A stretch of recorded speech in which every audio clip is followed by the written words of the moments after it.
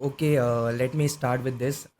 So basically जब मैं college में था अपने, तो हम लोग जो है रोडवेज से ट्रैवल करते थे। ओके। एंड जब हम लोग बस से ट्रैवल कर रहे होते थे तो है ना, विंडो के जस्ट लेफ्ट साइड में या फिर राइट साइड में कहीं भी रैंडम प्लेस में ना एक स्टिकर लगा हुआ होता था कि है ना, 7 दिन में पाए घोड़े जैसी ताकत। हम्म। और मतलब ऐसे ही बहुत ज्यादा वियर्ड तरीके के ना सेंटेंसेस लिखे हुए होते थे। तो मैं आपसे जानना चाहूंगा कि आर दोज लेजिट डॉक्टर्स जो ऐसे पैम्पलेट्स वगैरह लगे हुए रहते हैं और बताते रहते हैं कि आपको इतना ज़्यादा पावर दे सकते हैं, ये वाली टैबलेट्स वगैरह जो हैं। नहीं, very honestly those are not genuine doctors. वो या तो आपको चीट करने की ट्राई कर रहे हैं, या तो खुद पैसे बनाने की या खुद का दुकान चलाने की ट्राई कर रहे हैं। Okay. Those hmm. Are not legitimate doctors. See, sexual health ऐसा इश्यू है कि अगर फायदा हुआ तो भी आप किसी को बताने नहीं वाले, नुकसान हुआ तो भी किसी को नहीं बताने वाले। राइट। अगर आप उनके पास गए, आपको बेनिफिट्स हुए, तो भी आपको, सी इट इज सो स्टिग्मेटस कि आप इतना सब छुपा के रखते हैं कि अगर बेनिफिट हुआ तो भी किसी को नहीं बताओगे, अगर नुकसान हुआ उधर जाके तो भी नहीं बताओगे।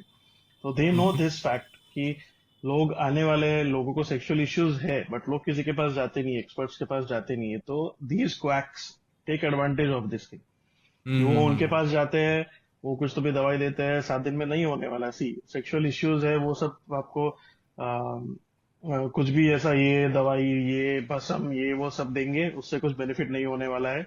दे आर नॉट लेजिटिमेट डॉक्टर्स। वो उनको ये फील्ड में ट्रेनिंग नहीं होता है। ओके, वो कोई तो भी बाबा या ऐसे ही कोई तो भी डिग्री पास करके पास हुए हुए लोग होते हैं। And they just mislead you. They are not going to help you in any way. आपको रादर प्रॉब्लम्स बढ़ा सकते हैं।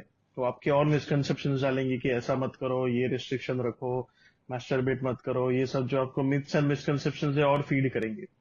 सो वो स्टिकर्स बहुत कॉमन है। लोग वो क्यों थ्राइव करते हैं, वो लोग क्यों इतना चलते हैं, क्योंकि लोगों को डर है। लोग डॉक्टर्स के पास जाने से डरते हैं कि ये मेरे को जज करेंगे, कि ये क्या राइट। सोचेंगे, कि लोग क्या सोचेंगे कि अगर मैं कोई सेक्सोलॉजिस्ट के पास गया। तो इसीलिए वो थ्राइव करते हैं कि भाई ये बाबा के पास चला जाता हूँ, वो कुछ तो भी आयुर्वेदिक क्योर देगा जिसका कोई साइड इफेक्ट नहीं होगा। सी, आयुर्वेदिक का ट्रीटमेंट पार्ट अलग है, and if you go to a trained Ayurvedic doctor तो अलग बात है। बट ये बाबाओं के पास जाके या ये वो इनके पास जाके, it is absolutely bogus, absolutely fake. So मेरा एडवाइस है कि मत जाओ। ये सब फेक होता है। राइट। वो सिर्फ आपको गुमराह करने का काम करेंगे। वो उनका अगर काम निकलना होता है और किसी को अगर एग्जैक्टली, सॉल्यूशन चाहिए भी होता है तो वो किसी को बताएगा नहीं कि मेरे को ये वाली दिक्कत बताएगा है। नहीं। एग्जैक्टली, राइट, तो वो एग्जैक्टली। उनका काम निकलता रहता है उस वजह से। हाँ। सो एक अभी दोस्तों को सेक्सोलॉजिस्ट पता की है, दोस्त डेफिनेशन ऐसे क्या होती है? Sexologist is someone who deals with sexual issues. Okay. Hmm. So अगर आपको कोई भी तरह का सेक्सुअल इश्यू है, मे बी आप मेल है फीमेल है, doesn't matter, they right. help you with any sort of issues that you're facing sexually, either during intercourse, either during masturbation, either during self-exploration, irrespective. A sexologist is someone who deals with all aspects of sex, may it be masturbation to a natural sexual intercourse. The problems can range from a wide variety. For males, it is most commonly either erectile dysfunction or premature ejaculation. In females, it could be hypoactive sexual disorder or desire disorders, or it can be vaginismus. बहुत सारे range of issues है which a hmm. sexologist deals with. So anything regarding sex, you can visit a sexologist. Right. Yeah. सो मुझे तो ये लगता है कि आज भी इंडिया के अंदर जो है सेक्स सेक्स सेक्स एक टैबू टॉपिक है। जनरली लोग Definitely. इतना पब्लिक में उसके बारे में डिस्कस नहीं करते। सब लोग जो है प्राइवेटली या फिर अपने दोस्तों के अंदर या फिर जो अपने टीन एज के अंदर होते हैं अपने फ्रेंड्स ग्रुप के साथ में डिस्कस करते हैं। तो हमने ये देखा है कि ना जो यंगस्टर्स वगैरह होते हैं ऐसे डिस्कशन करते हैं तो उनको बहुत सारे मिथ्स आ जाते हैं कि यार और तेरा तो छोटा है और तेरा तो इतना हम्म। बड़ा है। ये वाली सारी जो है इनको प्री कंसीव नोशन होता है कि यार मेरा जो साइज़ है वो कम है या फिर ज़्यादा है। तो उसके अंदर वो डिप्रेशन में भी चल जाते हैं कि यार उसका तो इतना बड़ा है और वो ऐसे से बता रहा था मुझे। तो हम्म। वो उस पे क्या टेक है आपका, क्या होना चाहिए? See, India is one of the top two populated countries in the world. एक राइट। ऐसी कंट्री में जहाँ इतना पॉपुलेशन है, लोग उसका कॉज के बारे में बात करने के लिए बहुत हिचकिचाते हैं। ठीक है। हम्म। इतना पॉपुलेशन होने के बावजूद सेक्स के बारे में अभी भी बात करोगे तो it is very taboo. Okay. Hmm. So yes. So अगर आप पेरेंट्स से बात करोगे या किसी एल्डर से बात करोगे, वो ये टॉपिक को शू शू करके आपको साइड ट्रैक कर देंगे। So most common source of sexual education for teenagers is either internet और फ्रेंड्स। ओके।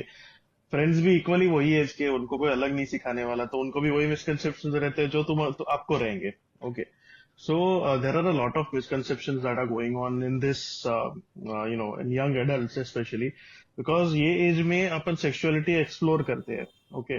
ये एज में अपने को पता चलता है कि भाई अपने सेकेंडरी सेक्सुअल कैरेक्टरिस्टिक्स डेवलप हो रहे हैं, अपने को दूसरे जेंडर की तरफ या सेम जेंडर की तरफ अट्रैक्शन होना स्टार्ट हो जाता है.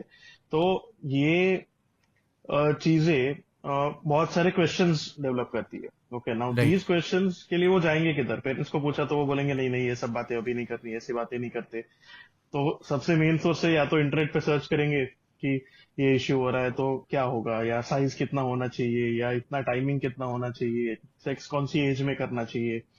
सो मैस्टरबेशन करना बराबर है कि नहीं है. इंटरनेट पे सब चीजें करेक्ट है ऐसा जरूरी नहीं है. इंटरनेट पे बहुत सारा मिस इन्फॉर्मेशन भी है. सबसे मेजर सोर्स सेक्स एजुकेशन के लिए पॉर्न है. Okay. Porn is so easily available. एक फिंगर, एक फोन में कुछ भी आप सर्च करो तो तुरंत आपको पॉर्न मिल जाएगा. उसमें आपको मेजोरिटी, अगर आप एजुकेशन उधर से लेंगे तो वो सब गलत है. Basically porn is also acting. Porn is not real. ठीक है. तो मेजर तो पॉर्न में कैसे रहते हैं, वो एक्टर्स के पेनिस सब लंबे होते हैं, एकदम वो एक एक घंटे के लिए वो सेक्स कर पाते हैं. तो ये सब मिसकंसेप्शन क्रिएट करते हैं इन रियल लाइफ. ओके. सो उसमें साइज के रिगार्डिंग मिसकंसेप्शन हो जाता है कि मेरा छोटा है, मेरा बड़ा है, या मेरा इतना बड़ा नहीं है, या अगर मैं मास्टरबेट कर रहा हूँ तो मेरा इतना लंबा टाइम तक नहीं चलता है, तो मेरे में कुछ इश्यू है. इश्यू ना होने के बावजूद भी ये ऐसा इश्यूज क्रिएट कर देता है. This leads to a lot of psychological stress to the child और द मेल और द फीमेल. ओके. फीमेल भी राइट। एक्सपेक्ट करते हैं कि मेरी बॉडी प्रोपोर्शंस ऐसी ही होनी चाहिए, एथलेटिक बिल्डिंग ही होना चाहिए, या मेरे ब्रेस्ट का साइज भी ऐसा ही होना चाहिए. ओके. तो hmm. Lot of misconception arise from improper education. Okay. Right. Misconception and improper education is the main reason for hmm. Misconceptions. Right. So how we can deal with it, कि मतलब अगर जैसे let's suppose मैं आपसे ये पूछता हूँ कि जैसे मेंस्ट्रुएशन की अपन बात करें, तो ओके. मेंस्ट्रुएशन हेल्दी है या नहीं है? Masturbation is healthy and it is a very, very, very normal process. Okay. Uh, Masturbation के physical, emotional, psychological benefits है. Okay. So masturbation, if we talk about physical benefits, so it helps us make self aware. अपने को aware करती है कि अपने को क्या पसंद है सेक्सुअली, क्या नहीं पसंद है, so that you can explore. Whenever you explore yourself, you can explore your body, you can know what is satisfying you more. Okay. It also gives you a relief from sexual tension. अभी at an age where अगर आपका कोई partner नहीं है, तो it gives you sexual release. Sexual intimacy is a normal part of our nature. तो उससे release के लिए masturbation is one of the ways. Emotionally also it helps you relieve your stress. It helps you sleep better. It improves your self-esteem. Okay. It helps you also know your preferences, कि आपको क्या चीजें पसंद आ रही है. For males and females both, like how you like to be touched or how you like to be, pleasured in a way. It has no harmful effect. It also, studies also suggest that regular masturbation has reduced risks of cancer in the future. Okay. So it can prevent you from prostate cancer also. So masturbation के against इतने सारे myths है, but it is very, very healthy. It is very normal. हाँ, but in a limit. Okay. अगर आप ये point पे आ रहे हो कि मैस्टरबेट इतना कर रहे हो कि आप बाकी कुछ एक्टिविटीज नहीं कर रहे हो, या वही आपका फोकस रह रहा है, देन इट इज हार्मफुल. या आप इतना मैस्टरबेट कर रहे हो कि आपको फिजिकली कुछ इश्यूज होने लग गए, या आपको बर्न्स होने लग गए, या फ्रिक्शन बर्न्स हो गए, या पेनिस में कुछ इंजरीज हो गए, तो इट इज हार्मफुल.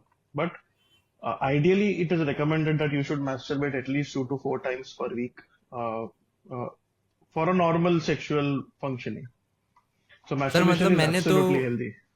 या सर मैंने तो ये सुना है, मतलब पॉडकास्ट पे भी बहुत सारे डॉक्टर्स ये क्लेम कर रहे हैं कि मेंस्ट्रुएट आप करो ही मत, कि मतलब है ना, आप अपना जो मेंस्ट्रुएट करते रहोगे तो आप अपना जो पेनिस है उसका है ना, वहाँ पे सेंसिटिविटी ज़्यादा हो जाएगी, एंड Hmm. उसके अराउंड में फिर यूँ बोलते हैं कि यार हम तो रोक ही नहीं पाते. इसके ऊपर क्या टेक है? Yeah. See, moderation in masturbation is a key. अगर आप बहुत ज्यादा हम्म। करोगे तो कोई भी चीज बहुत ज्यादा करोगे तो वो नुकसान करेगी. ओके. लाइक आई सेड, हफ्ते में 2 से 4 बार masturbate करना इज एब्सोल्युटली हेल्दी। उसमें आपको फिजिकली कोई इश्यूज नहीं आते। आपको मैंने बोला बहुत सारे हेल्थ बेनिफिट्स है मास्टरबेशन के। ऐसा नहीं होता कि आपके पेनिस साइज को आगे से हाइपर सेंसिटिव, ऐसा कुछ नहीं होता। ओके, हम्म। रादर आपको पता चलेगा कि आप क्या आपको पसंद है। जब आप एक्चुअली सेक्सुअल इंटरकोर्स में जाओगे तब आपको पता चलेगा कि हाँ ये चीजें मेरे को पसंद थी, तो I can tell my partner that this is the things that I like and that is what my partner can do for me. Okay, alternatively उसमें लोग बहुत सारे, एक बहुत कॉमन मिसकंसेप्शन है कि अगर मैं मैस्टरबेट करूंगा तो मेरा स्पर्म खत्म हो जाएगा या मेरा साइज छोटा हो जाएगा या इरेक्शन डिफिकल्टीज होगा। तो ऐसा कुछ नहीं होता है। masturbation has no health risks or no adverse effect to your penis size or your physical health. Masturbation, हाँ, एक लिमिट में, like I said, moderation is the key word here. अगर आप बहुत ज्यादा, आपको दिन में 10-10 बार, 6-7 बार मैस्टरबेट कर रहे हो, वो छोड़ के आप काम वाम सब छोड़ के सिर्फ मैस्टरबेट ही कर रहे हो, आपका पूरा फोकस सिर्फ सेक्सुअल इस पे ही है, तो it is going to harm you obviously. But that is when you will require treatment for this. Okay, so hmm. masturbation in a limit is very good. Even if you masturbate daily, if you are able to control your, expression, if you are able to control your urges, तो फिर masturbation is very healthy. हाँ, excess करोगे तो it is going to damage. Anything in excess is going to damage. Right. And sir ये ऐसा भी तो होता है कि ओवर मैक्सटुएट करते हैं लौंडे, तो है ना उनको ईडी और ये सब बीमारियां हो जाती हैं। ऐसा भी मिसकंसेप्शन है। या ये मिसकंसेप्शन है, मैस्टरबेट करने से ईडी, इरेक्टाइल डिसफंक्शन नहीं होता। ओके, मैस्टरबेट करने से इरेक्टाइल डिसफंक्शन या पेनिस का साइज या पेनिस को फिजिकली कोई डैमेज होता नहीं है। पेनिस का जो अपन स्पर्म, जो बहुत सारे लोग ऐसे भी बोलते हैं कि स्पर्म लिमिटेड होता है और स्पर्म खत्म हो जाएगा आप अगर मैस्टरबेट करते रहोगे फ्रीक्वेंटली, तो ऐसा भी नहीं होता। स्पर्म अपनी बॉडी में by process known as spermatogenesis develops in 74 days. सब मेच्योर होने के लिए 74 डेज लगते हैं। ओके, सो ये स्टार्ट होता है from the age you hit puberty. मतलब जो एज में अपन प्यूबर्टी हिट करते हैं, अपने बियर्ड या सेकेंडरी सेक्सुअल कैरेक्टरिस्टिक्स डेवलप होते हैं, पेनिस साइज चेंज होती है, वो एज से मैं अपन स्पर्मेटोजेनेसिस मतलब स्पर्म बनना स्टार्ट होता है till the day we die. Okay, unlike in females, females can only have active sexual, have an active ovulation period till menopause. Menopause के बाद females ovulate नहीं करती। Men का ऐसा नहीं है। Men can have a good sperm count till the day they die. हाँ, age related थोड़े थोड़े changes आते हैं उसमें, but till the day you die you can have viable sperms. तो sperms every 74 days बनते जाते हैं continuously from the age you achieve your puberty. तो ऐसा कुछ लिमिट नहीं होता। ये भी एक मिसकंसेप्शन है कि स्पर्म लिमिटेड होता है या इतना वो अपना पावर का सोर्स होता है। ऐसा कुछ नहीं है। Sperm is made in the testis and it is, जैसे अपना थूक कंटिन्यूसली बनता जाता है वैसे स्पर्म कंटिन्यूसली बनता है। तो hmm. It is not something that is going to finish off, खत्म नहीं होने वाला है, या आपको मैस्टरबेट करने से इरेक्टाइल डिसफंक्शन नहीं होने वाला है। It is a pure misconception. Right. And if I talk about specifically कि है ना इरेक्टाइल डिसफंक्शन को सही कैसे कर सकता है कोई। ओके, इरेक्टाइल डिसफंक्शन के अगर ब्रॉडली क्लासिफाई करें तो दो पार्ट्स होते हैं। एक है साइकोलॉजिकल इरेक्टाइल डिसफंक्शन, दूसरा होता है फिजिकल, मतलब जो एक्चुअली बायोलॉजिकल इश्यू होने के कारण। तो बायोलॉजिकल जो इश्यूज है उसमें होता है, अगर आप डायबिटिक हो, अगर आप हाइपरटेंसिव हो, अगर आप बहुत ज्यादा स्मोक करते हो, अगर आप को फिजिकल कोई इंजरी हो या रिकरेंट यूरिनरी ट्रैक इन्फेक्शन हो, तो उसकी वजह से इरेक्टाइल डिसफंक्शन होते हैं। इसके लिए ट्रीटमेंट इज कि आप उसका रूट कॉज ट्रीट करिए। कि उसमें जो डायबिटीज से अगर आपका कंट्रोल में नहीं रह रहा है, आपका डायबिटीज कंट्रोल में रखिए, हाइपरटेंशन कंट्रोल में रखिए, यूरिनरी ट्रैक इन्फेक्शन को ट्रीट कीजिए। अगर कुछ परमानेंट इंजरी है पेनिस को, तो उसके लिए सर्जिकल ऑप्शंस आते हैं। You can either have a penile pump, you can have a penile surgery, you can undergo various other methods surgically, जो परमानेंट मेथड्स होते हैं।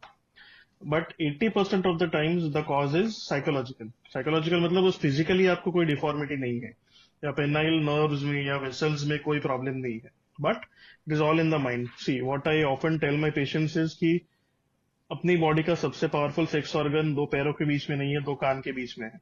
Okay, so brain.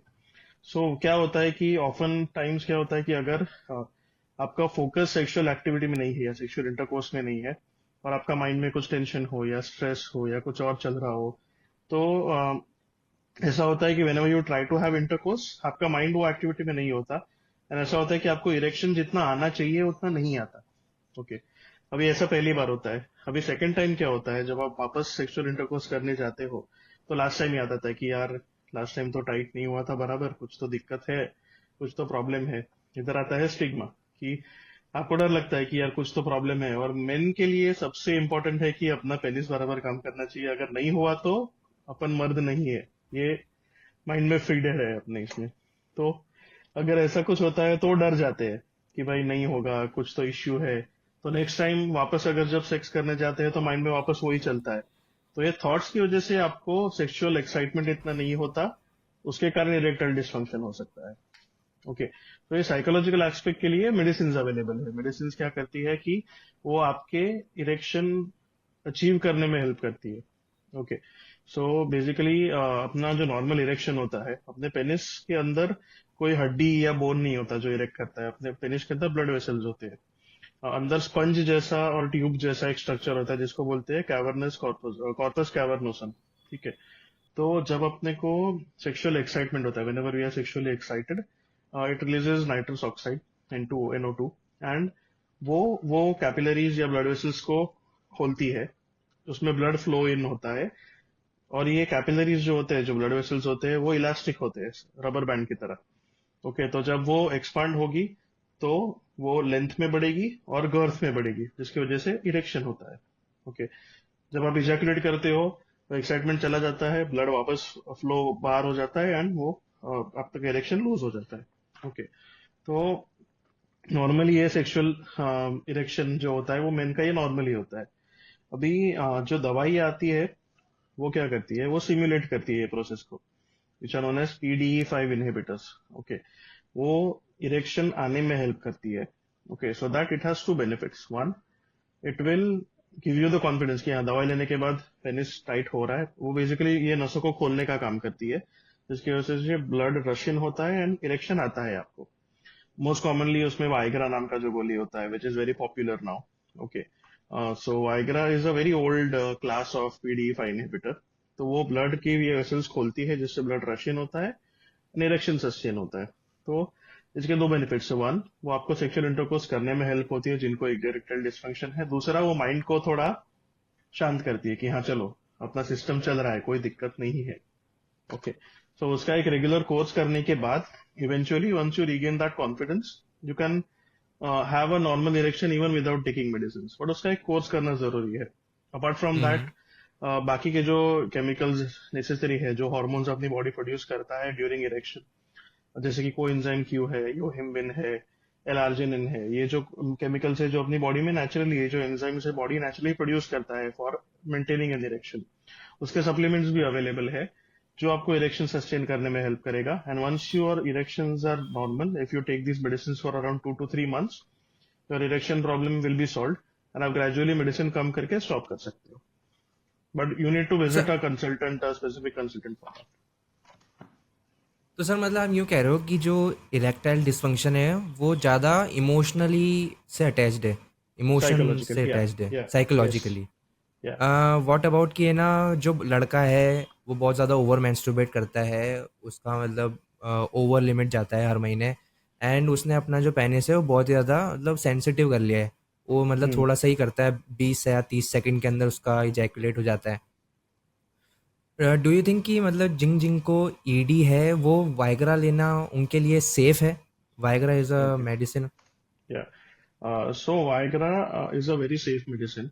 आपने जो केस बताया कि बहुत अगर ऐसा ओवर सेंसिटिव जैसा कुछ नहीं होता, बेसिकली उनको इतना हैबिचुएट हो जाता है मास्टरबेट करने का कि वो स्टॉप नहीं कर पाते। सी, masturbation also releases a chemical known as dopamine. Dopamine functions as a reward mechanism for your brain. वो आपके ब्रेन को हैप्पी करता है, एंडोर्फिन रिलीज करता है, आपको खुशी महसूस होती है।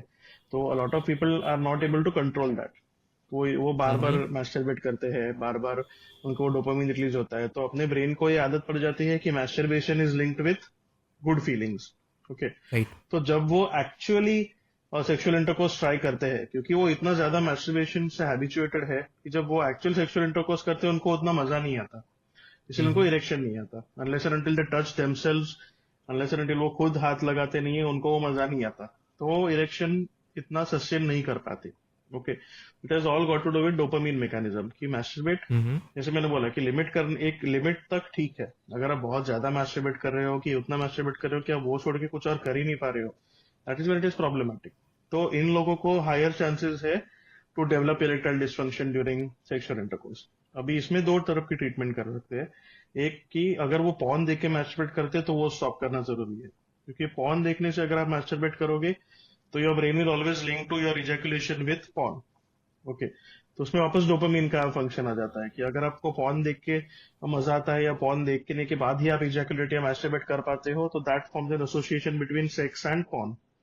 तो आपको पार्टनर के साथ जब आप सेक्स करने का ट्राई करोगे तो आपको वापस इरेक्टाइल डिस्फंक्शन आएगा, क्योंकि आपका वो डोपामिन जो रिलीज होना चाहिए सेक्सुअल इंटरकोर्स से वो हो ही नहीं रहा है, क्योंकि आपको पॉर्न की आदत है। ठीक है, तो पॉर्न से आपका ब्रेन लिंक्ड हो जाए, इसलिए one is stop watching porn whenever you masturbate, either use your imagination, either think of something or think of some intimate moments। अगर आप वीडियोस देख के या पॉर्न देख के मैस्टरबेट करोगे तो वो वापस is going to be very harmful for your body.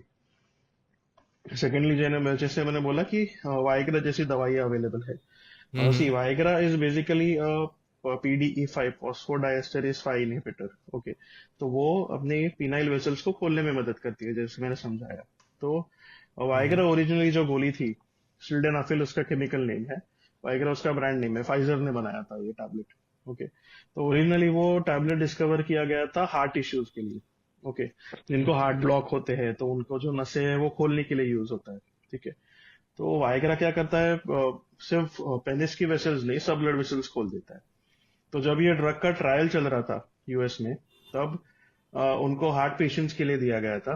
तो उन्होंने नोटिस किया कि हार्ट में इतना इंप्रूवमेंट नहीं हो रहा था, बट उसका साइड इफेक्ट ये हो रहा था कि लोगों को इरेक्शंस आने लग गए थे। ठीक है, तो ऐसे वो ड्रग डिस्कवर हुआ था और वो ओवरनाइट सेंसेशन हो गया था, वो बहुत बड़ा ड्रग हो गया था। तो फिर बेसिकली वाइग्रा लॉन्ग टर्म में साइड इफेक्ट्स कॉज कर सकता है। वाइग्रा में भी okay. Sildenafil, the chemical sildenafil. Hmm. Sildenafil is chemical जिसके साइड इफेक्ट प्रोफाइल बहुत ज्यादा हो सकते हैं अगर आप बहुत लॉन्ग टर्म यूज कर रहे हो। अगर आपने मूवी देखा होगा Saat Khoon Maaf, I don't know if you seen it, तो उसमें वो Priyanka Chopra gives overdose of sildenafil to one of the guys to kill him, because उससे अरिथमिया हो सकता है। Okay, okay. तो सिल्डेनाफिल लॉन्ग टर्म यूज के लिए बेनिफिशियल नहीं है। ओके, सो अभी कैसा है कि सिल्डेनाफिल ड्रग निकल के बहुत सारे साल हो गए, पर उसके उससे नए ड्रग्स अवेलेबल है अभी। There is tadalafil, there is avanafil, there is vardenafil. तो ऐसे ड्रग्स है जो वेरी सेफ, बहुत ज्यादा सेफ है और कार्डियक साइड इफेक्ट्स कॉज नहीं करते। Okay, so sildenafil in itself is also very helpful, but over a hmm. long duration it will harm you. But other medicines like tadalafil, vardenafil, evenafil, वो आपको erection achieve करने में help करेंगे। And once you get better we can gradually reduce the dose and stop them. तो वो बिल्कुल safe है, वो आपकी बॉडी में बाकी कोई फिजिकल हार्म नहीं क्रिएट करता, और आप बिल्कुल सेफली उसका कोर्स कंप्लीट करके दवाइयाँ स्टॉप कर सकते राइट। तो सर इसको वाइग्रा को किसी स्पेसिफिक डोसेज में लेना होता है या फिर हो। Yes yes. पूरा, मतलब ज़्यादा उसमें नहीं नहीं हाइपर नहीं, टेंशन हाइपर हो जाता है ना बंदे, दो दो गोलियां खा जाते हैं। Viagra recommended dose is 50 to 100 milligrams. Normally 50 milligram और 100 milligram दोनों डोजेज के मेडिसिन अवेलेबल होते हैं मार्केट में। Viagra is so commonly available that आपको पान की केमिस्ट में टपरी मिल में भी जाती है। Viagra मिल जाता है, केमिस्ट भी आपको बिना पूछे दे देता है, क्योंकि उसको भी शर्म आती है राइट। देने में। तो हाँ आपको हाँ। बहुत इजीली अवेलेबल है, बट Viagra बिना प्रिस्क्रिप्शन के लेना इज वेरी हार्मफुल।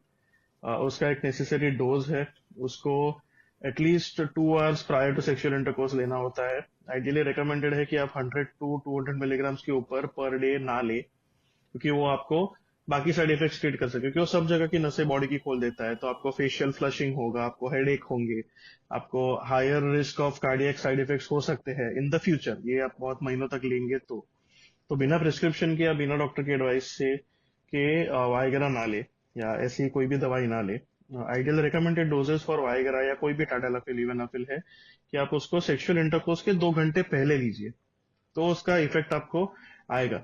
आपने लिया और तुरंत उसका इफेक्ट नहीं आता। ओके, मूवीज में जैसे दिखाते हैं कि केक में मिक्स कर दिया वाइग्रा तो वो अपना पेनिस इरेक्ट करके घूम रहा है, ऐसा नहीं होता। ठीक है, इसका ऐसा नहीं होता कि दवाई ले ली तो इरेक्ट होगा तुरंत, ऐसा नहीं होता है। उसको एटलीस्ट 1 to 2 आवर्स लगते हैं इफेक्ट आने में। सेकेंडली, अगर आप सेक्सुअल एक्टिविटी में इन्वॉल्व होंगे या आपको सेक्सुअल एक्साइटमेंट होगा तो ही आपको इरेक्शन आएगा, आपको ऐसे सिर्फ दवाई खाने से इरेक्शन नहीं आने वाला है। Okay, so unless and until you are indulging in something sexual or you are indulging in either masturbation or sexual intercourse, तो ही आपको इरेक्शन वो आएगा। और नॉर्मल आदमी अगर वाइग्रा लेगा नहीं लेगा उससे कुछ फर्क नहीं पड़ने वाला। अगर आप नॉर्मल है, आपको लग रहा है कि वाइग्रा लेने से मेरा इरेक्शन एकदम बूस्ट हो जाएगा, ऐसा नहीं होता। ओके, वाइग्रा आपकी इरेक्शन को बूस्ट नहीं करेगा या आपका टाइमिंग इंक्रीज नहीं करेगा, ऐसा कोई नहीं, कुछ नहीं होने वाला है। इफ अगर आपको इरेक्टल डिसफंक्शन है तो ही वाइग्रा का बेनिफिट होगा। अगर आप नॉर्मल है तो वाइग्रा से उसमें कोई चेंज नहीं आने वाला है। ओके। तो it is a I think regiment that needs to be followed. ज़्यादातर लोगों को यही पता है कि वाइग्रा खाने से ज़्यादा समय तक सेक्स कर सकते हैं और इरेक्शन बहुत ज़्यादा निकलता है। ज़्यादातर लोगों नहीं को नहीं, यही कंसेप्शन है। एग्जैक्टली, सो ये भी मिसकंसेप्शन है कि वाइग्रा हाँ लेने से हाँ। आपका कोई टाइमिंग नहीं बढ़ता, वाइग्रा लेने से आपका इरेक्शन का स्ट्रेंथ नहीं बढ़ जाता अगर आप नॉर्मल है तो। अगर आपको हम्म। इरेक्टल डिसफंक्शन है, आपको इरेक्शन आने में दिक्कत हो रही है, तो वाइग्रा हेल्प करेगा। देखो उसमें भी बहुत सिंपल बेनिफिट है। अगर आपका पैर टूटा हुआ है और आप लकड़ी यूज कर रहे हो सपोर्ट के लिए, ठीक है, और आपका पैर टूटा है, आप सपोर्ट यूज कर रहे हो तो आपको चलने में मदद करेगा। ओके, अगर आपका पैर ठीक है, आप लकड़ी यूज करोगे तो उससे आपको कुछ बेनिफिट तो नहीं हो रहा है। राइट। Okay, simple. सो हाँ हाँ। Viagra is the support. Viagra आपको कब हेल्प करेगा? जब आपको इरेक्टाइल इश्यूज है। अगर आपको इरेक्टाइल इश्यूज है ही नहीं तो आपको टाइमिंग में या इरेक्शन में कोई हेल्प नहीं करने वाला, बिकॉज आपका सिस्टम नॉर्मली चल रहा है, वो सिर्फ आपको सपोर्ट दे रहा है। ओके, हम्म। ऑल्सो वाइग्रा के बारे में भी बहुत मिसकंसेप्शन है। लोग सिर्फ ले लेते हैं, उनको पता नहीं चलता कि भाई ये उसका एक्शन है। उनको लगता होगा है कि क्या? टाइमिंग बढ़ जाएगा। See, ideal time hmm. For any any average male, the sir ideal ये टाइम इज ये अराउंड वाला 5 जो to। टॉपिक है ना, टाइमिंग वाला, इसको थोड़ा हाँ, अपन थोड़ा लेट डिस्कस करते हैं क्योंकि मैंने चलेगा स्पेसिफिक थोड़ा चलेगा। उससे बनाया हुआ है। तो ओके। हम बात करते हैं सर प्री मैच्योर एजैकुलेशन के बारे में, क्योंकि since it is connected with masturbation only. तो ज़्यादातर जो यंगस्टर्स हैं, ये जो टीनेज में है, अपने 22 से 25 साल के हैं, उनको बहुत ज़्यादा मतलब ऐसे प्रॉब्लम आ जाती है कि जो ओवर मेंस्ट्रुएट करते हुए आए हैं बहुत हम्म सालों से। क्योंकि स्टार्टिंग में उनको पता लगता है नया नया, तो वो उनको वहाँ से पता लगता है कि मेंस्ट्रुएशन करके एक चीज़ है जिससे हम खुद को प्लेजर कर सकते हैं। हम्म तो ओवर मेंस्ट्रुएशन और मेंस्ट्रुएट के कारण वो जो है उनका जो टाइमिंग है ना, जो उनका इरेक्शन है बहुत जल्दी आ जाता है। कोई कोई सिर्फ 1 मिनट से पहले पहले निकाल लेते हैं, कोई मतलब बहुत ज़्यादा उनको टाइमिंग के अंदर बहुत ज़्यादा दिक्कत होने लग जाती है। तो प्री मैच्योर इजैकुलेशन को कैसे हम सही कर सकते हैं? क्या ओके, रिकमेंडेशन है? Number one is premature ejaculation over masturbation से नहीं होता, ये सबसे पहले क्लियर करना जरूरी है। ठीक है, ओवर हम्म। मैस्टरबेशन जैसा कुछ नहीं होता। हाँ, कंपल्सिव मैस्टरबेशन होता है कि जिसमें, जैसे मैंने बोला, वो इतना मैस्टरबेट करते हैं कि बाकी कुछ चीजों पे ध्यान नहीं देते। अगर आप दिन में 5 बार भी मैस्टरबेट करके नॉर्मली परफॉर्म कर पा रहे हो तो it is not going to harm you. Okay, so ऐसा कोई फिक्स लिमिट नहीं है कि इतनी बार ही करना चाहिए, इससे कम करना चाहिए, इससे ज्यादा करना चाहिए। ओके, मैस्टरबेट करने से रैदर आपका टाइमिंग इंप्रूव हो सकता है। क्योंकि क्या होता है कि अगर आप सेक्सुअल कांटेक्ट में नहीं आए हो और अगर आपको फर्स्ट टाइम कोई सेक्सुअल कांटेक्ट होता है तो वो रैदर हायर चांसेस है to develop premature ejaculation rather than अगर आप masturbate करके जा रहे हो। Okay, even if you masturbate regularly you will notice that first time when you ejaculate in a shorter time। Okay, अगर आप सेकंड टाइम वापस ट्राई कर रहे हो masturbate करने की तो आपका टाइमिंग बढ़ता है। Okay, so having an ejaculation prior rather helps you increase your time eventually rather than reduce it। हाँ, इश्यूज कब फेस करते हैं कि जो जितना रेगुलर मैस्टरबेट करते हैं, अगर पॉर्न देख के आप मैस्टरबेट कर रहे हो तो आपको वो क्विक इजैकुलेशन होता है, क्योंकि डोपामिन रिलीज होता है एक्सेसिव क्वांटिटी में। आपको अच्छा फील होता है अगर आप जल्दी मैस्टरबेट करोगे तो फिर क्या हो जाता है कि जब ये पॉर्न देख के मैस्टरबेट आप करते हो या वीडियोस देख के या कुछ भी देख के अगर आप मैस्टरबेट कर रहे हो तो आपके ब्रेन को डोपामिन की जरूरत होती है। डोपामिन आपके ब्रेन के लिए एक ड्रग जैसा है कि वो बहुत आपके ब्रेन को अच्छा फील करवाता है। तो जब आप पॉर्न देख के मैस्टरबेट करते हो तो आपको जल्दी इजैकुलेट करने की आदत हो जाती है, क्योंकि आपका ब्रेन उसको लिंक करता है प्रेशर के साथ। राइट। ओके, तो आप जितना जल्दी प्लेजर करोगे उतना ब्रेन को अच्छा लगेगा। इसलिए जब आप पॉर्न देख के मैस्टरबेट करते हो तो आपका टाइमिंग कम हो जाता है या प्रीमेच्योर हम्म। एजुकेशन होने के चांसेस बढ़ जाते हैं। It is not hmm. Because of masturbation, it is because of watching porn while masturbating. ठीक है, ऑल अगर राइट। आप इमेजिनेशन यूज करके मैस्टरबेट करोगे तो आपको उतना टाइमिंग कम नहीं होगा, क्योंकि आपका ब्रेन अपने इमेजिनेशन यूज करके आपको डोपामिन रिलीज करने में हेल्प कर रहा है।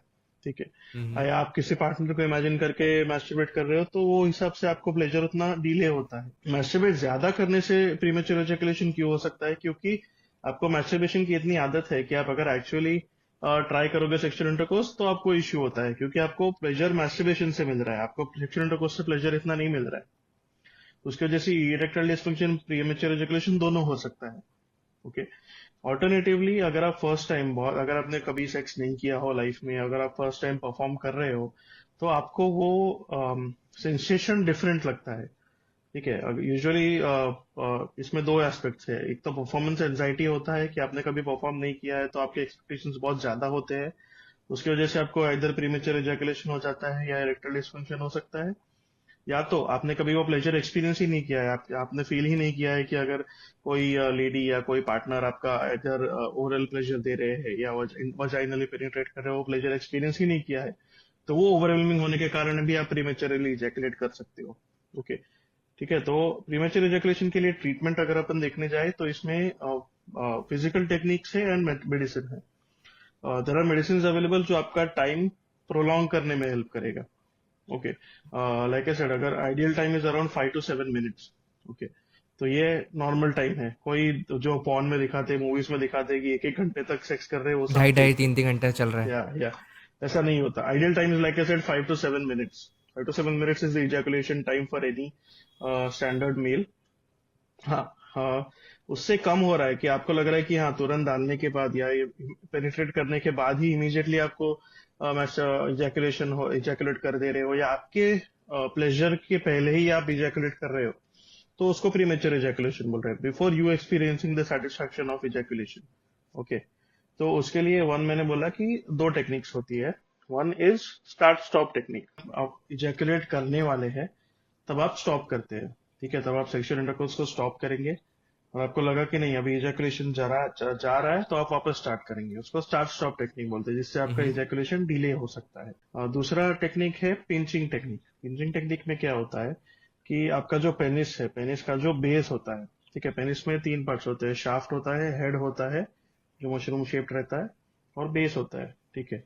तो वो हेड और शाफ्ट के बीच में जो पार्ट होता है, कि जो जिधर से आपका स्किन अटैच होता है, कवरिंग अटैच होता है, उसको आपको स्क्वीज करना है थंब से। जब आपको लगता है कि आप इजैकुलेट करने वाले हैं, तब स्क्वीज करना है, तो इजैकुलेशन को डीले करेगा। ठीक है। तो ये दो फिजिकल टेक्निक्स है इजैकुलेशन को डीले करने के लिए। या तो आप फोर प्ले ज्यादा बढ़ा सकते हो rather than focusing on the penetration act itself. Okay. Hmm. उससे भी आपका टाइमिंग इंक्रीज होगा। थर्ड, और ये अगर आप ओके। फिजिकल टेक्निक्स के थ्रू नहीं कंट्रोल कर पा रहे हो, तो दूसरा आते हैं मेडिसिन। तो मेडिसिन हम्म। आते हैं जो आपका इजैकुलेशन टाइम डिले कर सकते हैं। बहुत सारे मेडिसिन अवेलेबल है, पैरोक्सिटीन है, फ्लोक्सिटीन है, डेपोक्सिटीन है। तो ये सब मेडिसिन क्या करते हैं कि आपका, ये मेडिसिन का साइड इफेक्ट ये होता है कि उससे आपका इजैकुलेशन डिले होता है।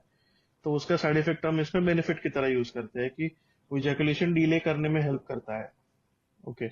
सो वो उसका अगर आप रेगुलर कोर्स करेंगे तो आपका एजाकुलेटरी टाइम इंक्रीज हो सकता है, but this is only if you have erectile dysfunction. Medicine कब हेल्प करेंगे? अगर इश्यू है तो। अगर आप नॉर्मली वो मेडिसिन लेंगे तो उससे आपका एजाकुलेशन टाइम बढ़ने वाला नहीं है। ओके। सो ऐसा नहीं आता कि कोई मेडिसिन, अगर आपके फंक्शन सब नॉर्मल है, जो मैंने बोला ideal time is 5 to 7 minutes. ऐसा इससे ज्यादा कोई बढ़ा भी नहीं सकता, कोई कम भी नहीं कर सकता। हाँ, कुछ क्रीम्स आते हैं, जेलीज आते हैं जो आपके पेनिस को नम कर देते हैं। जैसे उसमें लिग्नोकेन होता है, जो वो क्या करता है कि राइट। जो एनेस्थेटिक एजेंट आता है, जो माइनर सर्जरीज में जो यूज होता है, कि जो एरिया को नम कर देती है, तो वो क्रीम लगाते हैं। वो क्रीम आप पेनिस पे लगाओगे तो आपका सेंसिटिविटी कम हो जाएगा, तो टाइमिंग इंक्रीज हो जाएगा, but that is only temporary. उसका कोई परमानेंट वो सोल्यूशन नहीं है। ओके। तो मार्केट में बहुत सारे लूब्स अवेलेबल है, बहुत सारे क्रीम्स अवेलेबल है जो टाइमिंग ऐसे इंक्रीज कर सकते हैं, बट उसका लॉन्ग टर्म कोई बेनिफिट नहीं है। Okay. Hmm. It is only temporary, क्योंकि जब आप उसको वॉश कर दिया तो वो नमनेस चला जाएगा, तो will be normal again. So these products are so market में बहुत सारे क्रीम्स आते हैं कि भाई ये टाइमिंग बढ़ेगा, ये होगा। उसमें सिर्फ हम्म। एनेस्थेटिक एजेंट होता है, लिग्नोकेन, जाइलोकेन, जो लोकली नम कर देगा वो नस को, तो आपको सेंसिटिविटी कम हो जाएगी, तो टाइमिंग बढ़ जाएगा, बट इट्स ओनली टेम्पररी, और आपको उससे कोई बेनिफिट नहीं होने वाला है। Like I said, either you can use the start stop technique, the pinching technique, और मेडिसिन अगर आपको इश्यू बहुत सीवियर है तो यही दो जो टेक्निक्स हैं उन उसके थ्रू हम जो है इजैकुलेशन को डिले कर डिले सकते हैं। कर सकते हैं। Right. Yes. Okay. So next इसके अंदर सभी मर्दों का प्रश्न, जो पसंदीदा प्रश्न ये है कि सेक्स टाइमिंग कैसे बढ़ाई जाए। जैसे मैंने बोला कि टाइमिंग बढ़ाने के लिए कोई ट्रिक नहीं होता। आप दवाई से टाइमिंग बढ़ा सकते हाँ। हो, but it is not right. Natural. ठीक है, अगर आपका टाइमिंग 5 to 7 मिनट्स है वो नॉर्मल है। जैसे मैंने बोला कि पॉर्न इज अनरियलिस्टिक, वो एक्टर्स होते हैं। ठीक है, राइट। तो राइट। वो उनको वो कट शॉट्स में होता है। वो ऐसा नहीं होता कि वो पॉर्न एक्टर कंटिन्यूस 2 घंटे तक एक ही सीन कर रहा है। वो थोड़ी देर सीन करता है, थक जाता है, तो वो कट कर देते हैं, फिर वापस फिल्म स्टॉप पे स्टार्ट करते हैं। नॉर्मल जैसे गाना शूट होता है, गाना एक गो में शूट नहीं होता, वो भी कट्स पार्ट्स में होता है। Similarly porn is also like acting. Porn वो एक्टर्स होते हैं, वो 1 घंटे तक सस्टेन नहीं कर पाते, या 2 घंटे 3 घंटे चल रहा है, वो सब फेक होता है। ठीक है, उसमें भी राइट। वो जो कट सीन होते हैं जब वो इजैकुलेट करते हैं, वो सब फिल्म्ड अलग अलग टाइमिंग्स पे होता है। ठीक है, तो हम्म। पॉर्न देख के बहुत सारे अनरियलिस्टिक एक्सपेक्टेशंस आ जाते हैं कि भाई 1 घंटे तक चलना चाहिए, 2 घंटे तक चलना चाहिए। ऐसा नहीं होता। Ideal time is 5 to 7 minutes. हाँ, कुछ लोगों का ज्यादा होता है, कुछ लोगों का कम भी हो सकता है। As long as you are satisfied, you should be going ahead with it. Like I said, average time in all over the world is 5 to 7 minutes. ऐसा नहीं है कि भाई उधर ज्यादा टाइम है या फॉरेन में ज्यादा टाइम है, ये एवरेज टाइम है। हम्म। अगर उससे कम है, बहुत ज्यादा कम है कि 1 मिनट या फ्यू सेकेंड्स में आप एजैकुलेट कर रहे हो, तो it is a problem for which you should consult a doctor. अगर लग रहा है कि नहीं 5 to 7 मिनट्स है, तो दैट इज नॉर्मल। कोई एक एक घंटा 2 2 घंटा नहीं कर सकता सस्टेन। उतना इरेक्शन भी सस्टेन नहीं होगा, उतना टाइमिंग भी किसी का नहीं होता। हाँ, कुछ कुछ लोगों का ज्यादा हो सकता है, 10 मिनट 15 मिनट्स हो सकता है, डिपेंडिंग। अगर आपने पहले इजैकुलेट किया हो और आप सेकेंड टाइम ट्राई कर रहे हो, तब टाइमिंग 10 मिनट 15 मिनट तक भी कम ज्यादा बढ़ सकता है। Okay, but it is a natural hmm. Process. किसी का 1 2 घंटा नहीं चलता। सो वो माइंडसेट आप निकाल दीजिए कि 1 2 घंटा किसी का नहीं चलता। वो पॉन के अनरियलिस्टिक एक्सपेक्टेशंस है। All right. अदरवाइज तो आप लोग फिर वो जो टैबलेट्स वगैरह आती हैं उसके यस, थ्रू कर सकते हैं अगर आपको टाइम इंक्रीज। प्रीमेच्योर इजैकुलेशन है, अगर आप डायग्नोस कर रहे हो कि आपको हाँ। प्रीमेच्योर इजैकुलेशन है, तो आप या तो मैंने बोला वो start stop technique and pinching technique use कर सकते हो, या फिर आप मेडिसिन की हेल्प ले सकते हो, जो आपका टाइमिंग इंक्रीज करने में हेल्प करेगा। तो जो पॉन साइट्स के ऊपर जो एड्स वगैरह आते हैं लाइक वो टैबलेट्स वगैरह के आते रहते हैं, तो वो जो वाली टैबलेट्स होती हैं वो लेजिट होती हैं? बिल्कुल नहीं, ये टैबलेट्स फेक होती है। वो आपको कोई, जैसे मैंने बोला कि sex is such a huge market कि अगर, हम्म। और उसमें कैसा है, कोई लॉस मेकिंग प्रॉपर्टी ही नहीं है। अगर मैंने फॉर एग्जांपल जस्ट सिनेरियो में दे रहा हूँ, मैंने आपको कोई टैबलेट दिया, आपको बेनिफिट नहीं हो, आप किसको बताने वाले हो? आप ना ही वो किसी को कंपनी नहीं। के पास जाओगे कि देखो आपका प्रोडक्ट काम नहीं कर रहा, क्योंकि आप शर्माते हो कि लोग क्या सोचेंगे। आप ना ही दोस्त को बताओगे कि भाई मेरे को तो कुछ फर्क नहीं पड़ा ये दवाई से, मेरे को तो कुछ ये नहीं हो रहा है। तो ये सब टैबलेट्स फेक होती है। सो ये इतना पॉपुलर बिजनेस है क्योंकि लोगों का डर की वजह से ये इतना थ्राइव करता है कि वो टैबलेट से हम्म। आपको फर्क नहीं भी पड़ेगा, तो वो आप किसको बताने जाने वाले हो? वो सब आपको टारगेट करने के लिए, आपकी मेंटालिटी को टारगेट करता है, और उससे कुछ बेनिफिट नहीं होता। ये सब फेक होता है। हाँ, साइड इफेक्ट्स हो सकते हैं, बहुत सारे मेडिसिन में स्टेरॉइड्स आते हैं जो आपको और नुकसान करेंगे फायदा करने से ज्यादा। ठीक है, अभी एक हम्म। बहुत पॉपुलर ये हुआ था कि एक आदमी था, पॉन साइट देख रहा था उसमें कि आपका लिंक बड़ा करो, स्पेशल मशीन। तो उसने मंगवाया 10,000 का मशीन, उसने बॉक्स खोला, अंदर से मैग्नीफाइंग ग्लास निकला। ठीक है, तो ऐसी चीजें भी हो सकती है कि उसमें बहुत सारे स्कैम्स होते हैं।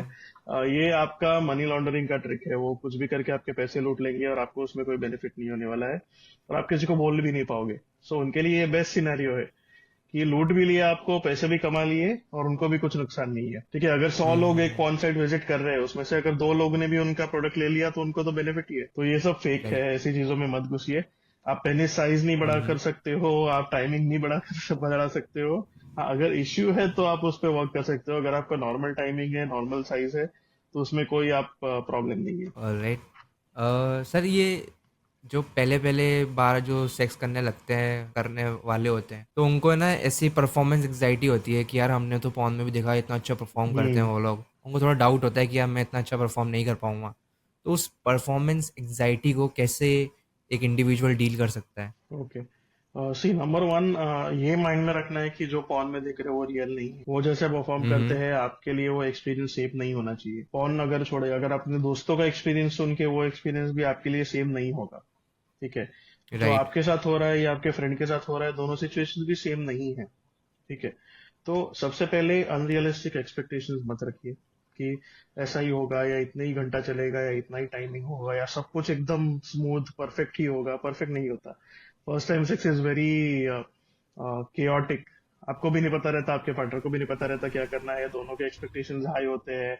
दोनों को डाउट रहता है कि भाई मैं अगर परफॉर्म नहीं किया तो नेक्स्ट टाइम क्या होगा, या मेरा पार्टनर मेरे बारे में क्या सोचेगा, या मेरे पार्टनर मेरे बारे में क्या जजमेंट क्रिएट करेगा। Okay, so that is what happens is कि ये सब प्रेशर की वजह से बहुत सारा स्ट्रेस होता है। सो ये अनरियलिस्टिक एक्सपेक्टेशंस को पहले साइड पे रखिए। हाँ।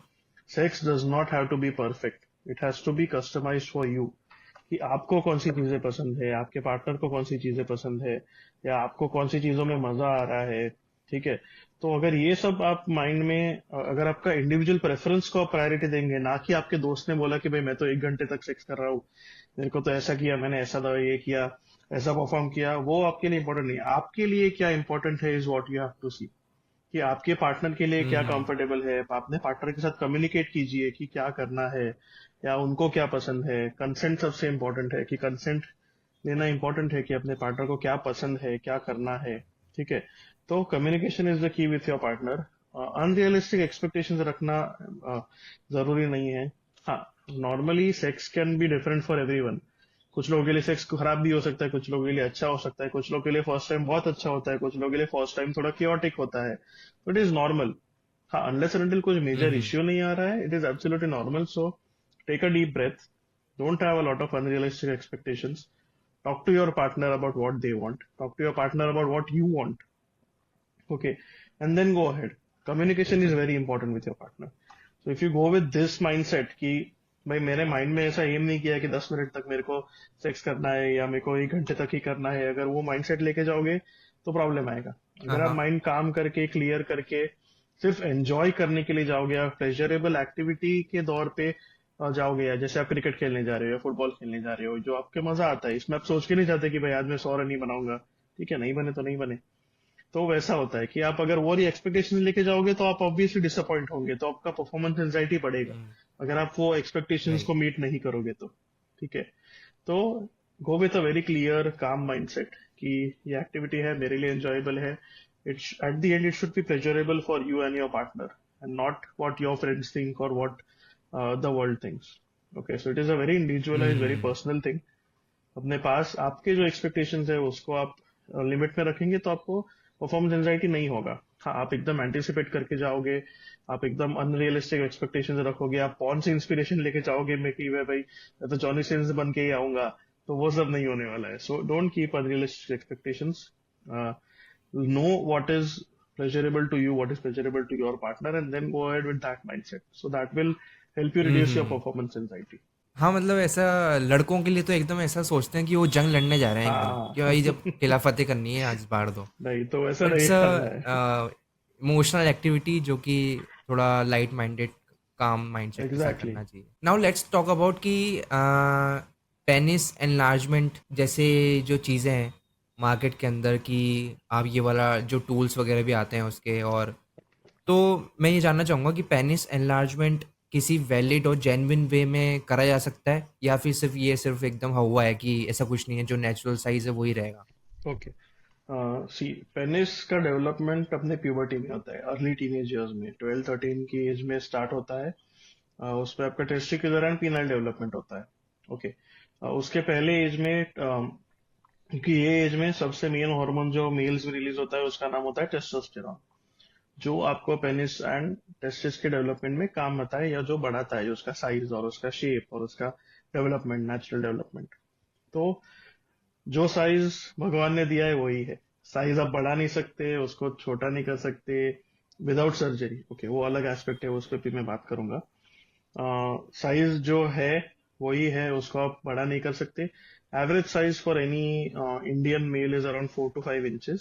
Okay, and around 2 to 3 inches is enough for penetration into the vagina. Okay, अगर 2 to 3 inches is hardly this much is enough to penetrate the vagina. Okay. So average size for any Indian male is around 4 to 5 inches. हाँ, कुछ लोगों का बड़ा होता है, कुछ लोगों का साइज में छोटा है, तो it does not matter.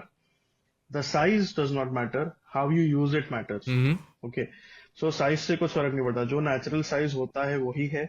आप बिना सर्जरी के या बिना कोई परमानेंट इलाज के उसको साइज को चेंज नहीं कर सकते।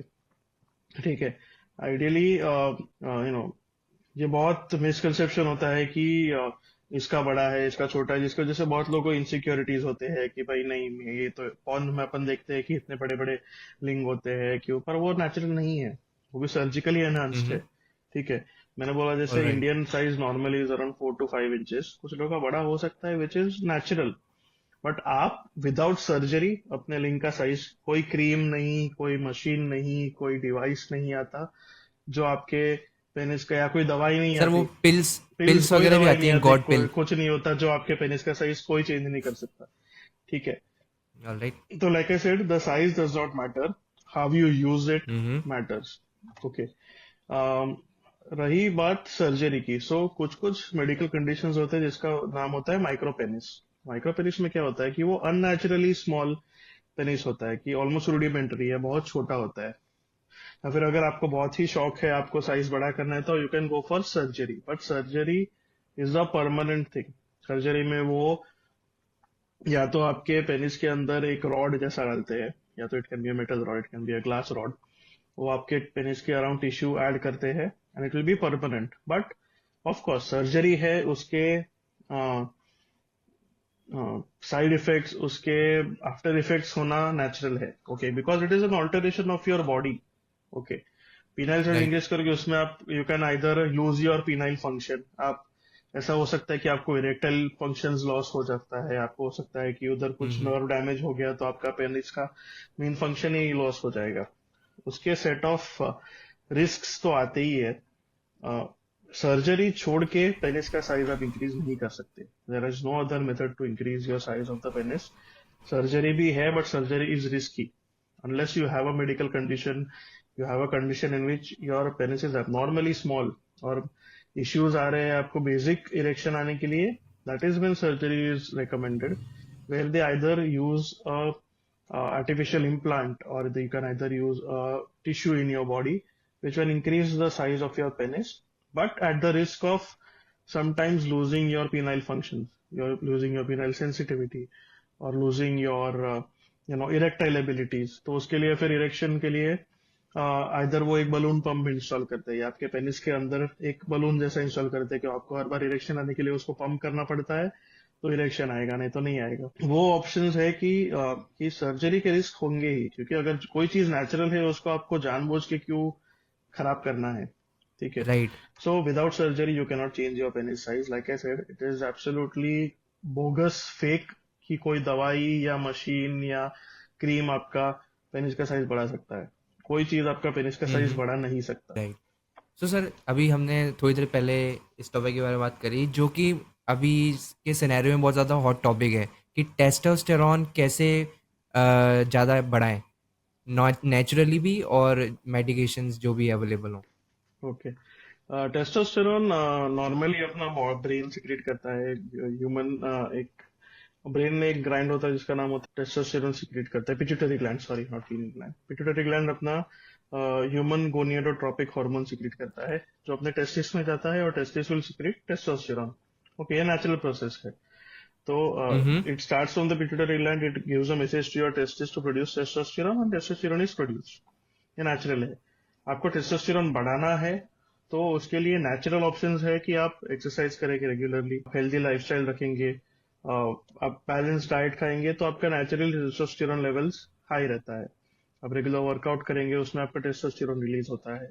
ठीक है, आर्टिफिशियली अगर आपको वाया मेडिसिन, कुछ कुछ लोगों को अगर टेस्टोस्टेरोन हाइपो का लेवल्स कम है, ठीक है, तो उसमें एक्सटर्नली या तो टेस्टोस्टेरोन इंजेक्शन आते हैं या टेस्टोस्टेरोन टैबलेट्स आते हैं जो वो ले सकते हैं to increase the testosterone level. तो उसके लिए either you can do a blood test to see your testosterone levels, उसके बाद अगर बहुत कम है तो या टैबलेट्स या सप्लीमेंट्स या आप इंजेक्शन यूज कर सकते हैं। और अगर नॉर्मल फंक्शनिंग है, तो जैसे मैंने बोला कि बहुत कम नहीं है, और अगर आपको टेस्टोस्टेरोन नॉर्मली अपनी बॉडी में मेंटेन करना है, तो follow a healthy lifestyle, workout regularly, have proper balance diet, hmm. And that will help you maintain your testosterone levels very normally. अब फिजिकल एक्टिविटी जितना करोगे उसमें टेस्टोस्टेरोन ज्यादा रिलीज होता है in males. Hmm.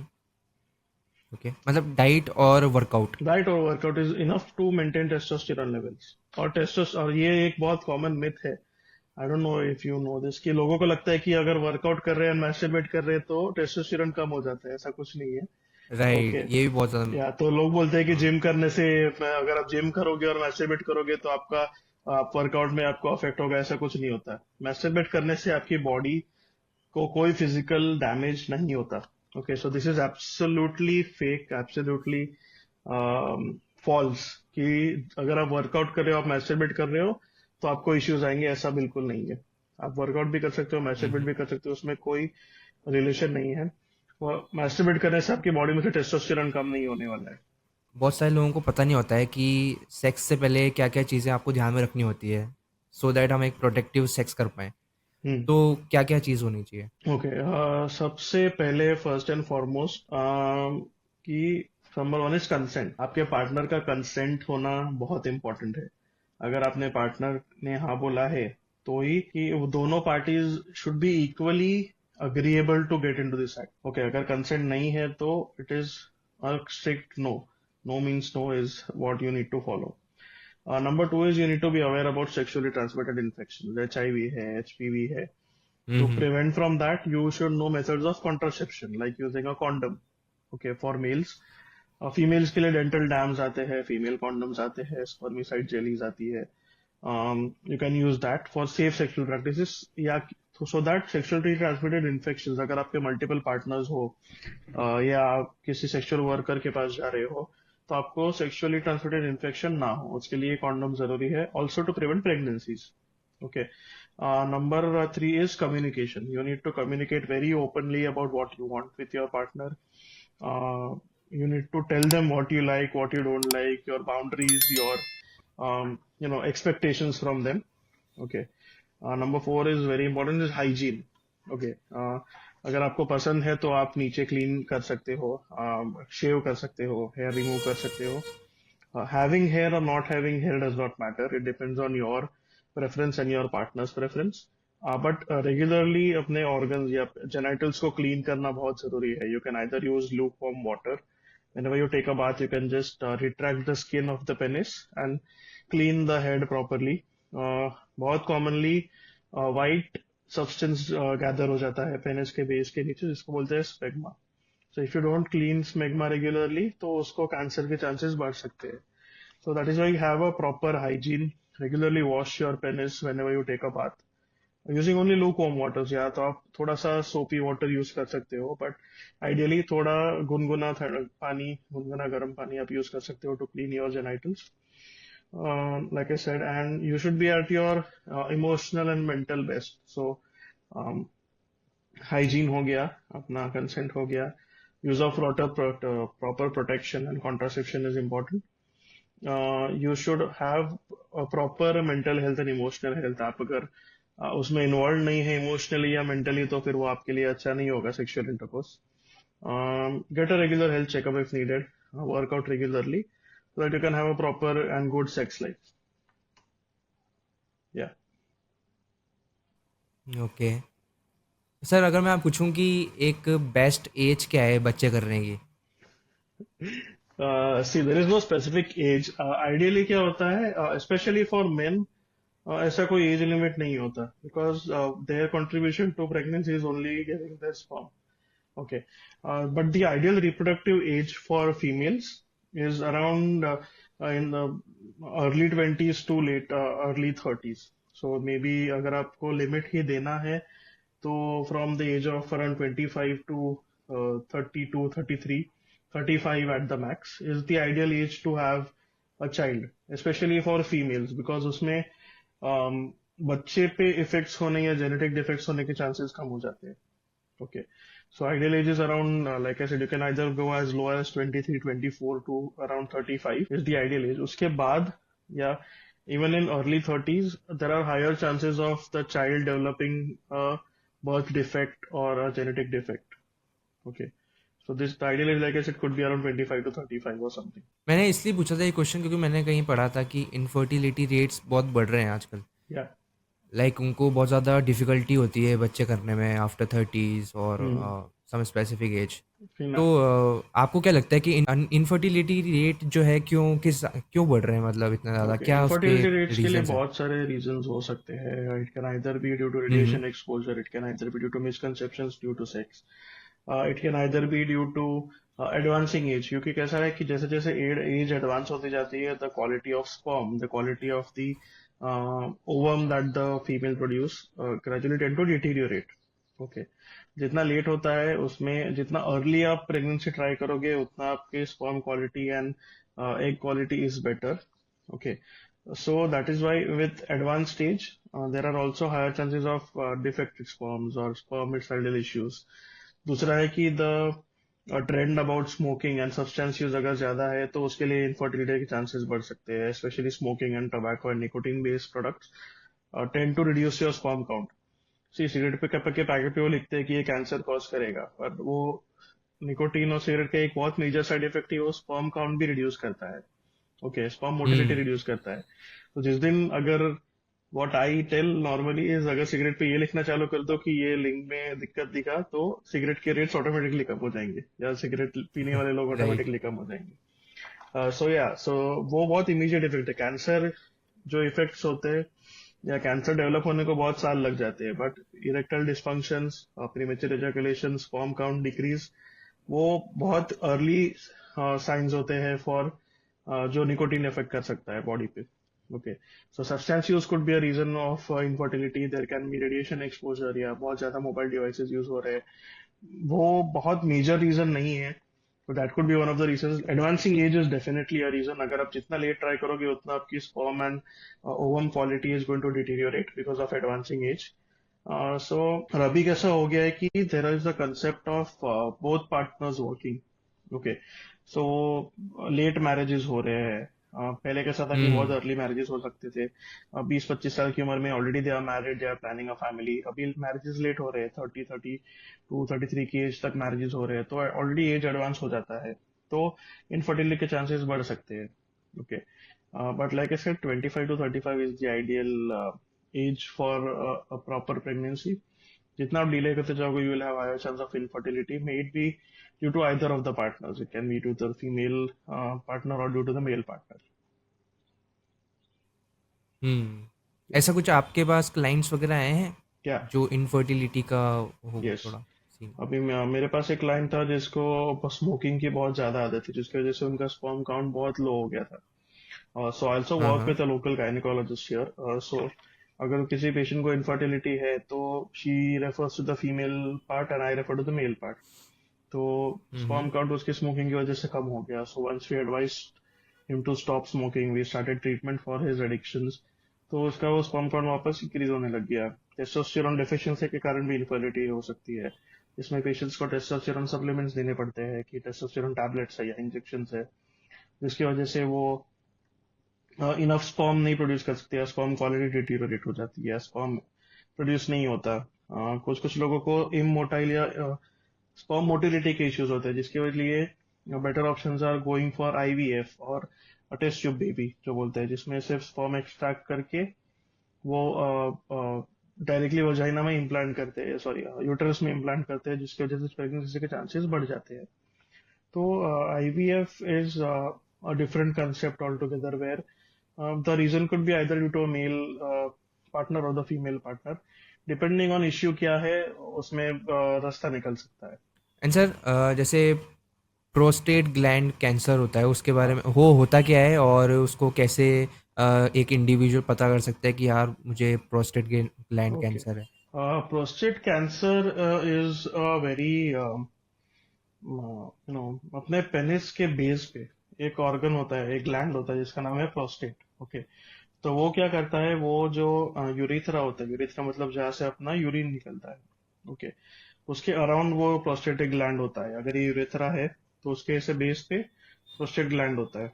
Okay, so normally advancing age की वजह से प्रोस्टेटोमेगाली होता है। Prostatomegaly is increase in the size of the prostate. तो प्रोस्टेट कैंसर में क्या होता है कि नॉर्मली बिनाइन प्रोस्टेटिक हाइपरप्लेजिया या बीपीएच बहुत कॉमन होता है, कि जिसमें प्रोस्टेट का साइज बड़ा हो जाता है। साइज बड़ा होने के कारण वो अपने यूरेथ्रा को स्क्वीज करता है, और यूरिन उतना क्लियरली पास नहीं कर पाते। ओके, जो यूजुअली एडवांस स्टेज में होता है, 60, 65, 70, 80 की एज में होता है। तो वो सबको नहीं होता है, नॉट नेसेसरी। बट उसकी वजह से वो अक्लूड होने लग जाता है। अब जब यूरिनेट करते हो तो वो ड्रिप करता है आपका यूरिन, ठीक है। इवेंचुअली अगर वो ट्रीट नहीं किया तो वो बिनाइन है, वो कैंसरस नहीं है। अगर वो डेवलप होते गया तो वो बिनाइन से मैलिग्नेंट हो जाता है, मैलिग्नेंट मतलब कैंसरस हो जाता है, जिसकी वजह से प्रोस्टेट कैंसर डेवलप होता है। एंड एक बार कैंसर डेवलप हो गया तो फिर वो स्प्रेड भी हो सकता है, and it can lead to further complications. Okay, prostate cancer prevent करने के लिए ideally, masturbation also has helps you to reduce the chances of prostatic cancer in the future. दूसरा is have a regular checkup of your prostate once you cross around 60-65 years of age. उसमें वो per anally मतलब through your anus आपके hmm. Prostate के size को evaluate करते हैं। अगर वो बढ़ रहा है, और regularly look for signs of prostatomegaly की आपको अगर ट्रिकलिंग यूरिन है, अगर आपका यूरिन का स्ट्रीम ड्रॉप ड्रॉप जैसे हो रहा है उसको ट्रिकलिंग बोलते हैं, ट्रिकलिंग हो रहा है। अगर आपको अगर आप ज्यादा स्मोक करते हो तो उससे प्रोस्टेट मेगाली के चांसेस बढ़ सकते हैं, ठीक है। टेस्टिकुलर कैंसर के चांसेस बढ़ सकते हैं। तो mainly like I said, get regular checkups over the age of 60। Younger age में प्रोस्टेट कैंसर बहुत बहुत बहुत रेयर है, अनलेस वो आपको कुछ और कैंसर हो और उधर वो मैलिग्नेंसी स्प्रेड हुई हो तो आपको हो सकता है। हायर एजेस में ज्यादा कॉमन है prostatic cancer. And often times अगर बहुत ज्यादा प्रोस्टेट का साइज बढ़ जाता है तो TURP करके एक प्रोसीजर आता है जिससे प्रोस्टेट को रिमूव कर देते हैं। That is the speciality in cases of urologist और urosurgeon who can do that. Hmm. जो प्रोस्टेट निकाल सकते हैं अगर बहुत ज्यादा साइज बढ़ गया हो तो, या अगर मैलिग्नेंसी स्प्रेड नहीं हुआ हो तो प्रोस्टेट निकाल के उससे आपको कोई डैमेज या डिफेक्ट नहीं होता, will prevent you from it from spreading and causing further issues. तो प्रोस्टेटोमेगाली प्रिवेंट करने के लिए, प्रोस्टेटिक कैंसर प्रिवेंट करने के लिए, one, if you regularly masturbate, or if you masturbate often, not even regularly, you can go for hmm. regular checkups once you cross the age of 60. Go for a regular prostatic checkup. And just सबसे simple है कि आप अपना urine का flow कैसा है वो उस पर फोकस कीजिए। अगर आपको यूरिन ट्रिप हो रहा है कि जैसे नल फुल खोल छोड़ दिया तो कैसा स्ट्रीम होता है, एकदम स्लो नल छोड़ा है तो आपको ड्रिप ड्रॉप ड्रॉप करके पानी गिरता है, वैसे अगर ड्रिबल हो रहा है आपका यूरिन तो it is a sign of prostatic hypoplasia. तो वो आपको चेक करना है regularly. Right sir, if you talk about कि ओरल सेक्स के बारे में बात करें तो are there any disadvantage or having any side effects of having too much oral sex? Not necessarily. See, oral sex completely depends on you and your partner and your preferences. हाँ, oral sex Mm-hmm. के पहले it is very important to maintain proper hygiene. Condoms या contraception use करना important है, क्योंकि it can either add to their pleasure or prevent them from sexually transmitted infections. Okay. Oral sex is a very common way of developing STIs or sexually transmitted infections like HPV, HIV, gonorrhea, syphilis. So, Mm-hmm. if you are indulging in oral sex, use proper contraception. See, condom के flavors are needed क्योंकि वो flavor vagina के लिए नहीं होता. Okay. सो flavoured condom chocolate strawberry आता है वो, that is for oral sex, it is not for vaginal sex. Vagina में कोई टेस्ट बर्ड्स नहीं होते कि उसको टेस्ट पता चलेगा, या वो स्मेल के लिए नहीं होता। It is for oral sex, so that whenever your partner is giving you oral pleasure they can have that flavor so that it might not harm them as much, इनको थोड़ा pleasure मिले उससे। So Hmm. use a condom whenever you're performing oral sex. Whenever you're giving oral sex, boys can use something known as a dental dam. Okay, so it is a condom जैसा ही एक device आता है जो आप mouth में रख सकते हैं, so that the fluids don't go in your body. This is in case of unsafe sex, when you don't know whether your partner is uh, um, infected or not. Okay, अगर आपको पता है कि your partner is safe and you already tested before कि कोई sexually transmitted infection नहीं है, तो you can go for oral sex without any of these precautions. And number one is hygiene. Hygiene is very important. Number two, use contraception if you are having multiple sexual partners, or if your partner is having multiple sexual partners. Don't forget to use contraception. Oral sex में कोई side effect या कोई problem नहीं है. You can go ahead. It completely depends on you and your partner's preferences. Some people like to receive and give oral pleasure. Some people like to receive, don't give. Mm-hmm. So it depends on you and your partner. It is not उसमें कोई side effect या problem नहीं है. Okay, unless you know the technique to do it, you can go ahead. There is no issues with oral sex. Mm-hmm. And अगर जैसे oral sex करते करते जैसे कि बिना कॉन्डम के कोई करता है तो, और कुछ कुछ लोग जो हैं सीमन इंगल्फ कर लेते हैं, हाँ, तो सीमन जब इंगल्फ करते हैं और उसके कोई ऐसे मेजर साइड इफ़ेक्ट्स वगैरह हैं, नहीं। इफ़ अगर वो continuous. Okay. So semen is हाँ basically हाँ। just a mix of protein, a mix of hyaluronidase and enzymes that your body has. Okay. तो sperm जो होता है, जैसे आप नॉर्मली खाना खाते हैं उससे स्पर्म अगर कोई फीमेल ने या पार्टनर ने इंजेस्ट किया उससे कोई प्रॉब्लम नहीं होता, कुछ तकलीफ नहीं होती। क्योंकि अपने बॉडी हम्म। में जब अपना खाना सब पेट में जाता है, जब आप सॉलो करते, it goes into your stomach, so your stomach has something known as hydrochloric acid. तो एक बार वो स्टमक में जाता है वो अपने आप मर जाएगा sperm. It not going to cause you any side effects, it not going to cause you any problems. हाँ, if you have a sexually transmitted infection like HIV, HPV, कोई भी हो, that can transmit via your sperms. So that is when you need to take precautions. अगर आपको पता है कि आपको कोई इन्फेक्शन है, that is when you need to take hmm. precautions, when you need to, especially for females, they need to know that अगर उसको इन्फेक्शन नहीं है तो कोई इश्यू नहीं है, इन्फेक्शन है तो that could be a source of infection for you. Okay. अगर आपके मुंह में कोई ऑल कट राइट। है या फ्लूइड है तो अगर आपको ब्लड में वो मिक्स हो गया तो that will lead to a sexually transmitted infection. Like I said, use contraception if you don't know where your partner has been, if you don't know if your partner has been having multiple sexual encounters, or if you are having multiple sexual encounters, use contraception. That is absolutely safe. If you are hmm. indulging in oral sex, be make sure that your partner is not infected, or if you are not infected, but उनको infection spread ना हो। हम्म। But अगर सब कुछ normal है, कोई infection नहीं है, तो oral sex is absolutely normal, you can solve. वो स्पर्म स्वॉलो करने में जो रिसीवर है उसको कोई इशू या दिक्कत नहीं आता है। It okay. Is completely their preference whether they want to spit it out or swallow it. All right. So मैंने थोड़े बहुत है ना क्वेश्चंस लिखे हुए हैं, आपको बताना है कि ना वो मिथ है या फिर फैक्ट है। ओके। ओके। तो पहला क्वेश्चन ये है कि पहली बार सेक्स करने से प्रेगनेंसी नहीं होती। बिल्कुल होती है, it is a fact. It is a myth कि नहीं होती। पहली बार सेक्स करने से या बिना कॉन्डम के सेक्स करने से, सी, सेक्स करने के टाइम अगर आप बहुत लोग सोचते कि हाँ कि मैं लास्ट मिनट में पुल आउट कर दूंगा तो प्रेग्नेंट नहीं होंगे, ऐसा नहीं होता। हाँ हाँ। सी, राइट। स्पर्म हमेशा सिर्फ इजैकुलेशन के साथ ही नहीं निकलता। नॉर्मली जब हम अपन सेक्सुअली एक्साइट होते हैं, अपना पेनिस का साइज बढ़ता है और पेनिस के ऊपर एक फ्लूइड जैसा भी क्रिएट होता है। या। तो पेनिस के ऊपर एक फ्लूइड जैसा भी क्रिएट होता है जिसको प्रीकम बोलते हैं इन लेमन टर्म्स। तो हम्म। प्रीकम के अंदर भी स्पर्म्स हो सकते हैं। सो इट इज नॉट नेसेसरी कि आप पुल आउट करोगे तो प्रेगनेंसी, हाँ चांसेस कम होंगे, but it is not sure shot कि pulling out is not a sure shot method of contraception. अगर आप प्रीकम में भी स्पर्म होता है तो आप प्रेग्नेंट हो सकते हैं। तो फर्स्ट टाइम हो या लास्ट टाइम हो या 10 टाइम हो, आपको भी सेक्सुअल इंटरकोर्स करेंगे तो प्रेगनेंसी के चांसेस हो सकते हैं। All right. Next is HIV kissing से स्प्रेड होता है। HIV किसिंग से स्प्रेड नहीं होता, it is a myth. HIV kissing से कब स्प्रेड हो सकता है कि अगर आपके मुंह में कोई कट है या छाला है या ऐसा हाँ कुछ हाँ। है, और अगर आपका और इन्फेक्टेड पर्सन का सलाइवा आपके मुंह में जा रहा है, तो ही आपको HIV होने के चांसेस हो सकते हैं। Unless until it does not reach your blood, HIV virus is absolutely hmm. Not going to affect you. Kissing can not spread HIV। Okay.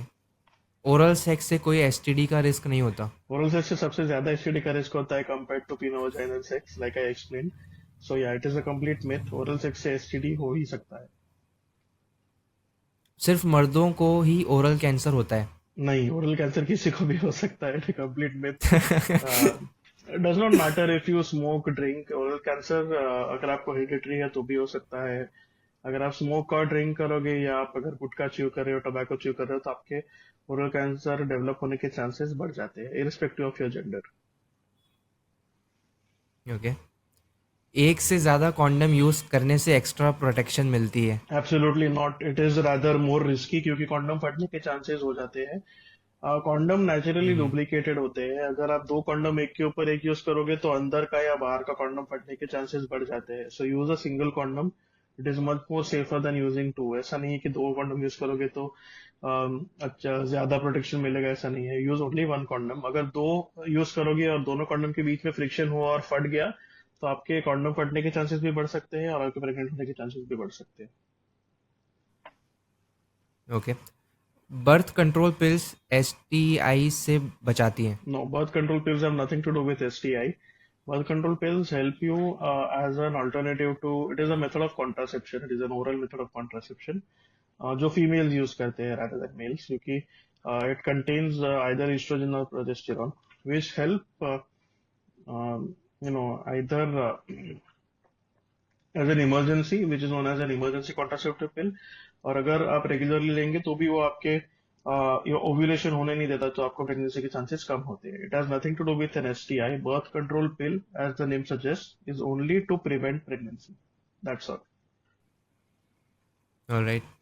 बड़ा साइज का पीनस सेक्सुअल प्लेजर देता है? Not ज़्यादा necessarily. Not प्लेजर देता है? necessarily. Okay, that completely depends on how you use it and your partner's preference. कुछ कुछ females को बड़े साइज के पीनस से दिक्कत भी आती है, because that can harm their vaginal walls. Okay, so बड़ा हम्म। ही बेहतर हमेशा नहीं है. Okay, depends on your partner, right. Depends on whatever your partner prefers. So size does not matter, like I said. Alright.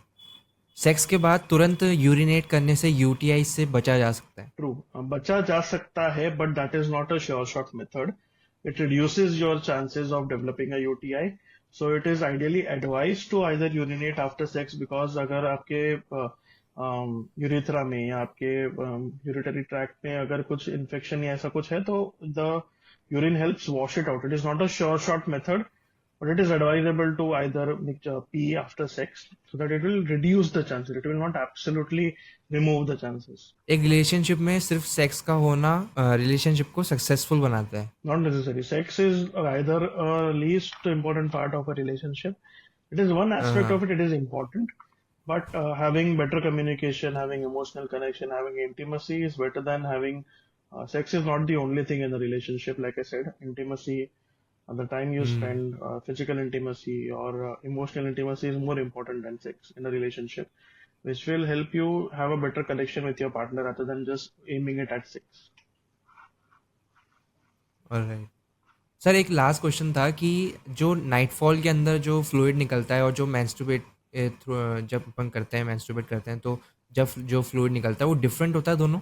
No, same. Okay, nightfall is a very important concern. Thank you for asking this question. ये एक बहुत बड़ा हम्म। misconception है regarding nightfall. So nightfall is basically ejaculation. It is sperm. It is the same thing that comes out when you ejaculate. Okay. तो nightfall क्यों होता है? Number one, जो sperm अपना बनता है, it is stored in the testis. Okay. तो testis में क्या होता है कि testis के अंदर sperm store करने के लिए जगह होती है. अभी फॉर एग्जांपल जैसे मैंने बोला कि स्पर्म एवरी 74 डेज बनता जाता है क्वांटिटी में, और जब भी हम्म। आप इजैकुलेट करते हो तो वो पूरा का पूरा स्पर्म बाहर नहीं आ जाता, उसमें से थोड़ा क्वांटिटी बाहर आता है. ओके, अगर राइट। 700 मिलियन स्पर्म्स बन रहे हैं तो आपके एक इजैकुलेशन में हार्डली 150 टू 200 मिलियन स्पर्म्स ही बाहर आते हैं, बाकी के अंदर स्टोर्ड रहते हैं टेस्टिस के अंदर. तो नॉर्मली टेस्टिस में कंटिन्यूसली स्पर्म बनता जाता है. ओके, अभी अगर मैं आपको सिंपल क्वेश्चन पूछूं कि आपने अगर नल खुला छोड़ा है और बाल्टी भरने रखी है, तो क्या होगा? नीचे गिर जाएगा पानी, और क्या। बाल्टी भर जाएगी, बाल्टी भरने के बाद बाहर गिरेगा, और आप नल बंद ही नहीं कर रहे हो. हाँ। ओके, सिमिलरली जैसे स्पर्म बनता जाता है वो टेस्टिस के अंदर स्टोर होता जाता है, एक पॉइंट ऑफ टाइम होता है कि अगर आप इजैकुलेट नहीं कर रहे हो या आप मैस्टरबेट नहीं कर रहे हो या आप सेक्सुअल इंटरकोर्स में इन्वॉल्व नहीं हो, तो वो स्पर्म आपके टेस्टिस में स्टोर होता जाएगा. ठीक है, अभी एक वन पॉइंट ऑफ टाइम क्या होगा कि वो पूरा टेस्टिस स्पर्म से भर गया है. ये मैं जस्ट लेमैन टर्म्स में एक्सप्लेन कर रहा हूँ, एक्चुअली ऐसा नहीं होता. सो बट ग्रेजुअली वो फिलअप होता है, तो उसके लिए बाहर जाने का कोई और रास्ता नहीं है. ठीक है, आपके लिए हम्म। आपके यूरिन का ट्यूब और आपके इजैकुलेशन का ट्यूब सेम है. Okay, the urethra is the same. तो क्या होता है कि वो उसके थ्रू बाहर लीक होता है, तो या तो यूरिनेशन के टाइम पे वो बाहर निकलता है स्पर्म, या तो रात को, क्योंकि अपना बॉडी बहुत रिलैक्स होता है, अपने बॉडी के स्फिंक्टर कंट्रोल जितने स्ट्रांग नहीं होते, तो रात को अपना जब बॉडी रिलैक्स होता है तो वो बाहर निकलता है. So that is just an overflow of the sperms that are happening. अगर आप रेगुलर मैस्टरबेट कर रहे हो या हम्म। सेक्सुअल इंटरकोर्स कर रहे हो, इजैकुलेट कर रहे हो रेगुलरली, तो आपको नाइटफॉल नहीं होगा. As simple as that. Okay, तो nightfall is a natural process, उसमें कोई बीमारी नहीं है. ठीक है, तो नाइटफॉल होना हम्म। बहुत नेचुरल है. It is just the leaking of semen whenever you are sleeping at night. वो बीमारी नहीं है. अगर आप मैस्टरबेट नहीं कर रहे हो या सेक्सुअल इंटरकोर्स नहीं कर रहे हो तो आपको नाइटफॉल होगा. अगर आप कर रहे हो मैस्टरबेट या सेक्सुअल इंटरकोर्स तो नाइटफॉल नहीं होगा, सिंपल। उसके लिए कोई दवाई लेने की जरूरत नहीं है। बहुत लोग आते हैं मेरे पास कि मेरे को नाइटफॉल हो रहा है, दवाई दो, ये दो। कोई मतलब नहीं है। उसमें बीमारी ही नहीं है तो दवाई क्यों देंगे? दवाई किस चीज का आता है? अगर राइट। बीमारी है तो आप दवाई का इलाज कर सकते हो। अगर हम्म। बीमारी ही नहीं है तो दवाई कहाँ से देंगे? या बिल्कुल सही। So I think we have reached the podcast end, sure. and I like to thank Dhruv sir, हाँ हमारे लिए आपने समय निकाला, एंड हम लोगों ने बहुत ज़्यादा एजुकेशनल टॉक करी अबाउट सेक्स, और looking forward, I hope something you like to add, Dhruv sir, how can people या reach out to you if somebody has to Yeah, discuss something to you? I have my Instagram account. You can either link, you can either, if you can tag me on the account. I have my Instagram account हाँ, is, description में हम डाल yeah, देंगे। my Instagram account is Dr. Brain Peeper, Dr. Dot Brain Peeper, and you can reach me through my email or my LinkedIn profile.